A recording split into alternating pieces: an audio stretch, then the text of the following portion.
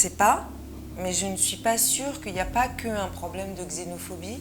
J'ai l'impression que le film raconte aussi la lutte des classes, la différence entre des gens qui ont eu le choix, probablement de faire des études, puisque on comprend que Olga était professeure d'histoire, ils étaient professeurs tous les deux, et ont eu le choix donc de changer de vie, de partir, de reconstruire ailleurs. C'est quelqu'un qui ont eu l'occasion de réaliser leurs rêves, ce qui n'est pas du tout le cas des frères Anta, qui n'ont d'autre choix que de vivre là où ils sont nés, et qui en crèvent d'ailleurs. Et donc je pense qu'il y a les deux histoires, elle n'est pas que culturelle, elle est aussi économique, cette guerre-là. C'est vrai, c'est une guerre sociale, de lutte des classes aussi.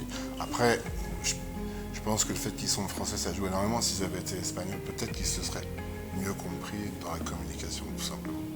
Mais je crois que la xénophobie, c'est pas une spécialité de la Galice, ni de l'Espagne, ni de... Non, je pense que c'est une histoire d'ailleurs. Le film, il a eu beaucoup de succès en France. Et moi, on m'a raconté, on a eu beaucoup de témoignages, j'ai reçu beaucoup de messages des gens qui se retrouvaient, après la projection du film, sur le trottoir, à raconter comment leur histoire leur faisait penser à cette histoire-là. Le film, il vient de gagner des prix au Japon, en Amérique, en Turquie. Donc je pense que cette histoire-là du rejet, de la peur, de comment c'est compliqué comment c'est malheureusement compliqué de se mélanger, je pense que c'est quelque chose qui touche tout le monde. C'est malheureusement universel. Ah ben, oui. Il a fallu travailler beaucoup, notamment grâce à Sara Gutiérrez. Si. Oui, c'est un travail qui est très différent. Après, c'est assez jouissif quand on a la sensation de surmonter la peur, de vaincre quelque chose de soi-même. C'est forcément une liberté nouvelle parce qu'on ne peut pas s'appuyer sur une musique qui, parfois, j'imagine que quand on joue dans notre langue, on a des espèces de réflexes musicaux et de notes qu'on sort par habitude.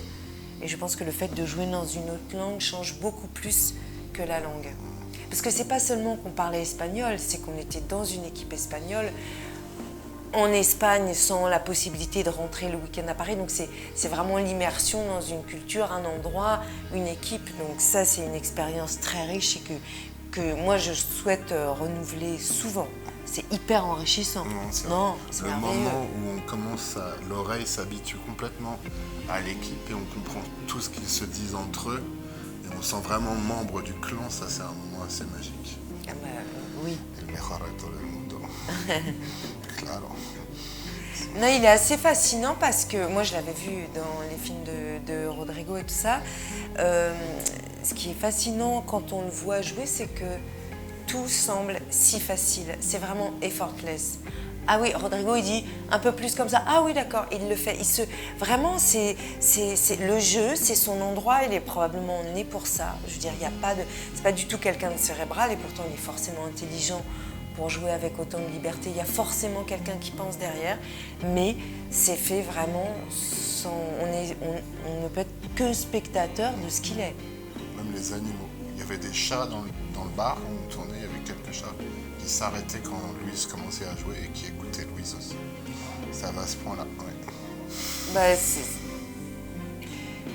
oui, comment dire, c'est à chaque fois qu'une œuvre, un livre, un film pourra montrer une multiplicité de points de vue et combien les choses sont complexes et que c'est pas le monde, il suffit pas d'être gentil, que ça n'existe pas, que les enjeux, les intérêts des uns des autres, que tout ça, qu'on est dans un vaste système complexe et qu'on peut se discipliner, être le plus responsable possible, mais la réponse c'est jamais noir ou blanc. Oui, on a besoin que des gens nous aident à nous montrer la complexité des choses, non? Si, pour l'écologie.